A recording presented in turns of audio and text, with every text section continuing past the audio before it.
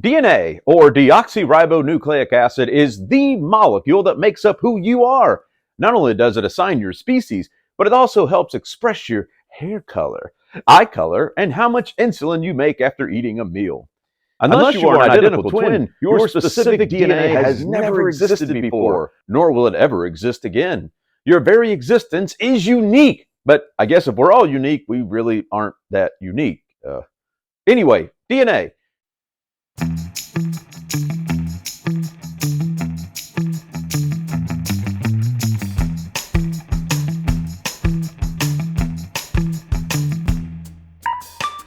All life has DNA, and this very molecule has been passed down since the first cell evolved. While we know about genes and chromosomes since the early 1900s, it wasn't until 1953 that we finally understood the structure and shape of DNA. Now we use DNA to help understand the evolution of life on Earth, develop new forms of agricultural products, assist in solving crimes, finding out who your daddy might be, and even detecting for potential genetic diseases or disorders.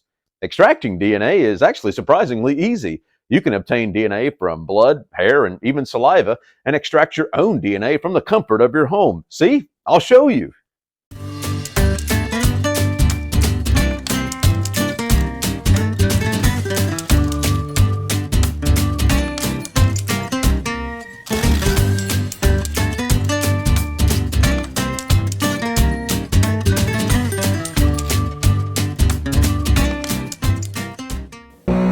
Crush it! Crush it! Crush it up! Crush it up real good! 2 very intensive minutes later. Crushed! Oh yeah!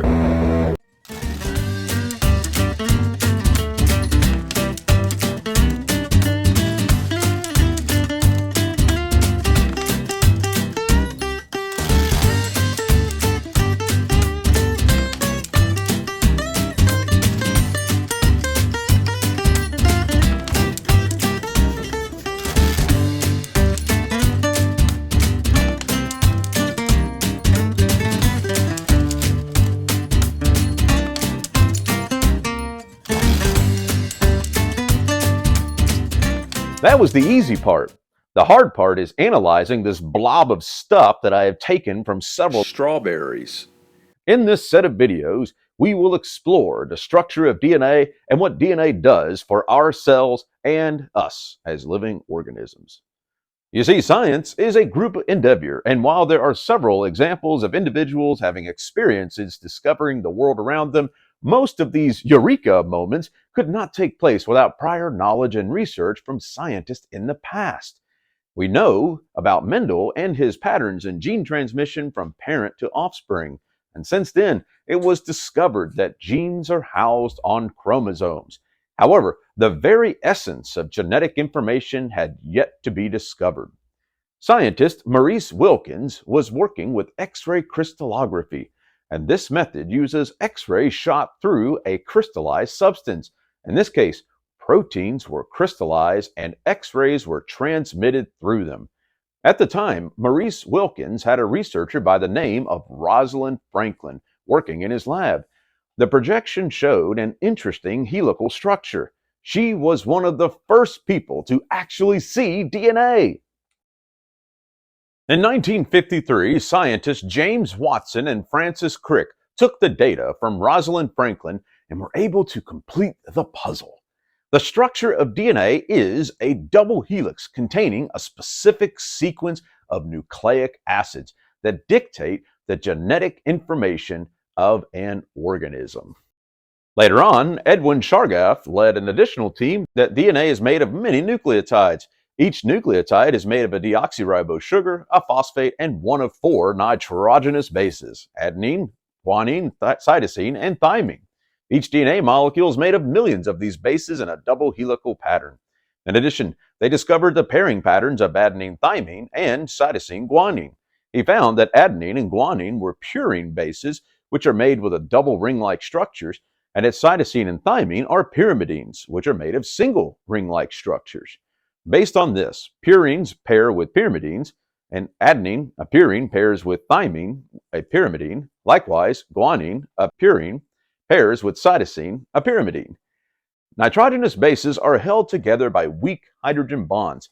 These bonds are strong enough to hold the two strands of DNA together, but weak enough to break and reform as the cell's enzymes are used to access, read, and build from that DNA.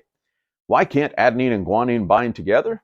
Well, both being pyrimidines would cause crowding between the DNA strands, making it impossible for enzymes to work with DNA. Cytosine and thymine also won't work because they would be so far apart DNA could not hold on together. Therefore, the double strands would drift apart. In actuality, your specific sequence of DNA that makes up who you are comes down to the arrangement of and number of each type of nitrogenous bases along the strands. In other words, DNA is It's all about that base, about that base, about that base. The two strands of DNA are made of sugar phosphate backbones. The sugar is deoxyribose, which is a 5-carbon molecule with the carbons labeled 1, 2, 3, 4, and 5 prime carbons. These carbon designations indicate which molecules are attached to the sugar. The 1 prime carbon is bonded to the nitrogenous base. The 2 prime carbon determines whether the sugar is DNA or RNA. If DNA, the 2 prime carbon is bound to the hydrogen. If RNA, the 2 prime carbon is bound to the OH or hydroxyl group. That's the simple difference between both deoxyribose sugars and ribose sugars. The 3 prime carbon has the potential to bond to a phosphate group of another nucleotide. The 4 prime carbon is bonded to the 5 prime carbon, which itself is bonded to a phosphate group. The phosphate group is then bonded to a 3 prime carbon on an adjacent nucleotide.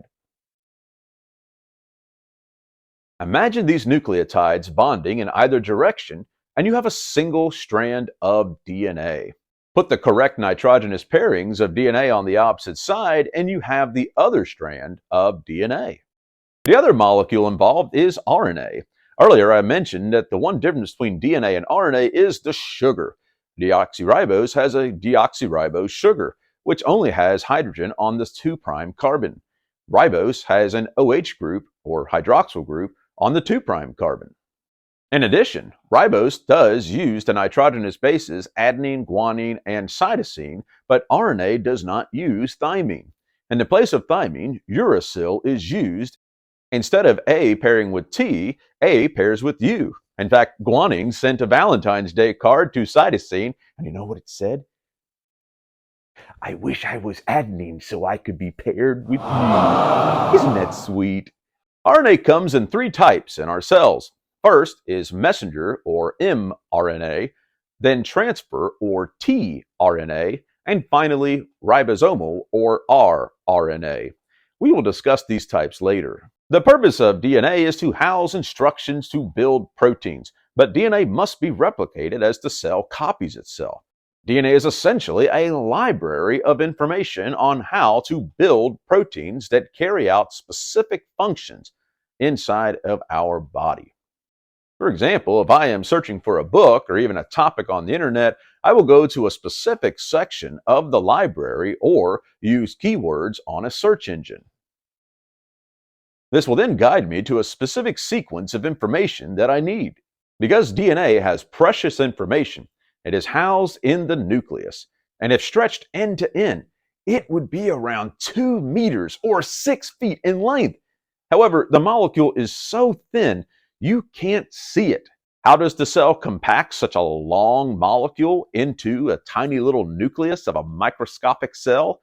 It easily coils itself around special histone proteins, which wrap DNA around like a string on a spool. Prokaryotes have a single circular chromosome that is folded into a region called the nucleoid. Eukaryotic DNA is even longer, but it is housed in the nucleus of the cell. Groups of histones with wrapped DNA form nucleosomes, which use the beads on a string structure, with nucleosomes acting as beads and the short lengths of DNA without histones being the strings. This structure is able to further coil into a thicker and more compact structure called chromatin. And during prophase of mitosis, further coiling forms into chromosomes. So now that we know the structure of DNA and RNA, let's revisit an important stage of the cell cycle, during interphase where DNA is replicated. In our next video, we will look at the steps involved in DNA replication.